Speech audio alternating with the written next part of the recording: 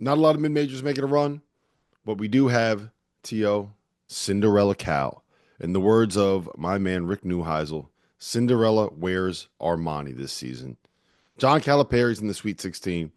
To me, that's the biggest story of the first weekend of the NCAA tournament. You know, we kind of glossed over Coach Cal flipping that thing and how quickly he flipped it.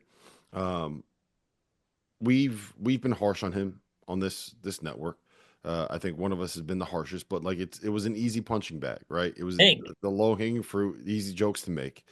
And for a while, it looked like this thing was dead in the water. And to you, I said this on our streams in Vegas. The ability that he has to keep that team together when you're 0-5 and 11-7, and this thing is completely off the rails, right? And you have a bunch of guys that have been there for what 6 months, 7 months, that really don't have the kind of allegiance to a university of somewhere where you've been there for 3 years or 4 years. Yeah. You're a junior. Better galvanize that locker room. And he kept them together. Like that team, the one thing that stood out to me late in the year, those guys were still playing their asses off, and they were still playing hard, and they were still playing motivated, outside of the one loss to South Carolina. But they fought, they got their way back in the tournament. He kept them engaged, he kept them connected, and he got them into the dance. And now the talent kind of took over. Let's be honest. They beat up a little bit on a Kansas team. When Kansas looked like this thing was kind of over. That's a different topic.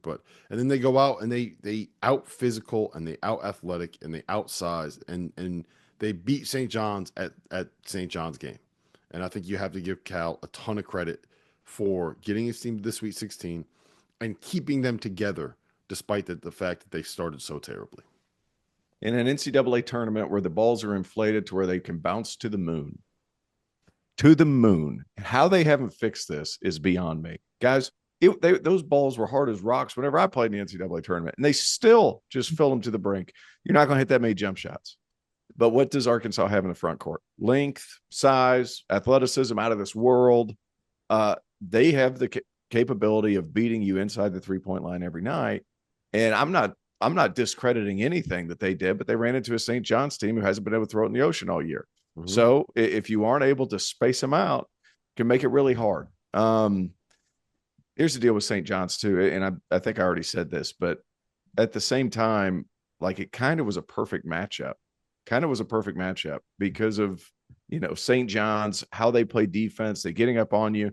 Like you can't take all, you can't try to run offense. You just have to go. Well, that's the only gear that DJ Wagner has. So perfect. Boogie Flan comes in. He can play a little bit. Like that's, if you're playing full speed all the time and not thinking, that's where Arkansas can get you. And that's how St. John's forces you to play in a day and age now where guys are drilled to run offense all the time. Mm-hmm. Not Arkansas. Just freaking go. If you can make a play, go ahead and make a play. Cal's the guy who's going to be, I'm going to let my players go. And buddy, has he ever. And it worked at the perfect time. And it works as the 10 seed. It works when you've been counted out. They got St. John's offense disjointed. St. John's offense, as is, was inconsistent throughout the year. They had not met a team with that length and athleticism all season. All season. Remember in the Bahamas? They faced Baylor. They lost the buzzer. They didn't get to play Tennessee. Game against Tennessee would have helped them recalibrate. They met Georgia. Georgia's length and athleticism did give them some issues. They lost to Georgia. Mm-hmm. Arkansas's that on steroids. Arkansas got up in them defensively from the start. Only 5 assists. R.J. Lewis, 3 of 17. Now, I would have gone down with Lewis at the end of the game. I thought he should have appeared at some point in the final 4 minutes and 56 seconds, but he had such an awful performance, and Rick was trying to prove a point, but guess what? It came at the expense of your season because nobody else was going to be. Kadari Richmond fouled out in the game. Mm-hmm. They got Kadari Richmond rattled. They got R.J. Lewis rattled. You cut off the head of the snake. And St. John's had been elite at offensive rebounding all year. Without Ryan Kalkbrenner in a weaker interior Big East. UConn, not the same team on the interior. Eric Dixon doesn't play that way. Just a different. Marquette didn't have a 5-man. It did them in against Junior Joseph. St. John's had not faced this type of team all season. The expectation was there for them, for a lot of kids who had never handled that expectation. And you knew when Cal walked out in his seersucker red and he looked at Rick, who was in an all black suit. First off, it was theater to be in Providence. I had a blast covering this. It was awesome in every way. I'll never forget covering the weekend because the press conference moments, the side talk. I got Cal post game Saturday for one-on-one, and you have to walk with him to get to the background spot. And Patino walked right by in the hallway, and they might say what they say in front of the press, but man, was that a tense scene. It was a tense scene, and that's one that's going to stick with St. John's, going to stick with Rick. It's going to fuel their offseason. Yeah. It is. It's going to fuel them. Amazing performance by Arkansas. The two biggest things that come to mind, like Billy Richmond III came out of nowhere.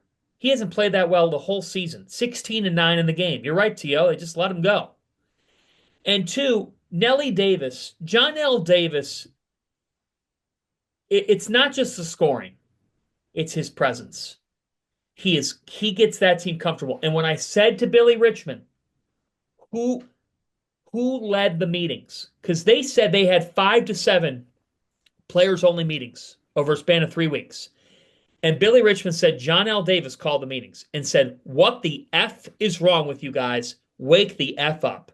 I have a question. If you need to have 7 players-only meetings in the span of 3 weeks, are you getting a lot done in those meetings? I get your point, though. Listen, no, I get your point, but it's just like if you got to have 7 of them in 2 and that's every other day, Fana. That's you have a players only meeting on Tuesday. You lose Wednesday. You have another players only meeting on a Thursday. You lose Saturday. You got another one like. Hey Rob, be careful what you wish for. We're gonna have like 10 players only meetings in San Antonio next week. Trying to figure our way through the week when Jeff brings up something about Arkansas or Memphis or whatnot. But you know what? I got the eye roll earlier today when I was talking about this with somebody because they're like, oh, feel so bad for him. But T.O., I got to get your thought on this. I'm like, a year ago, everybody was stomping all over Cal's grave. Yep. He's done. Forget it. This was vindication for him and his family. His wife was crying. She's been a part of so many bigger wins. This for them was like, you know what? Her husband still has it. He's still got a magic touch, man. Like Cal showed this past weekend. Let's not put him in the grave yet. Mm-hmm. Nope. Don't put him in the grave yet, but keep getting those players, Cal. You got the money. Keep getting those players. Yep. That's kind of where I'm at with it too. That's kind of Can they keep it going, Rob? Can they keep it going? Yeah, I mean, he got to the Sweet 16, so I don't think that Tyson Chicken money is going to be slowing down. No, can they keep the run going this year? They got Texas Tech. So the benefit for Arkansas here is that Chance McMillan is banged up, right? He didn't play on, was that Saturday? He didn't play in their second round game. I can't keep track of who played when. The downside is that this Texas Tech is very much a team that is going to run more offense. There's going to be more off-ball stuff. They shoot the living daylights out of it. They space the floor. They got multiple playmakers. Like, there are going to be a ton of high ball screens where you have off-ball movement and weak side action, and Elijah Hawkins getting in the paint and spraying it around to 5 shooters, and Darian Williams might be the most underrated player in college basketball. I think that this is going to be a situation where you can't just go out there and be bigger and stronger and more physical and more athletic like you could in the last 2 games. You got to be able to make sure that your defensive rotations are there, your spacing is there. And if Cal wants to flex his coaching muscles, then you will come out here and you will see a good game plan against what Texas Tech does defensively, because they are one of the better offensive teams left in this tournament.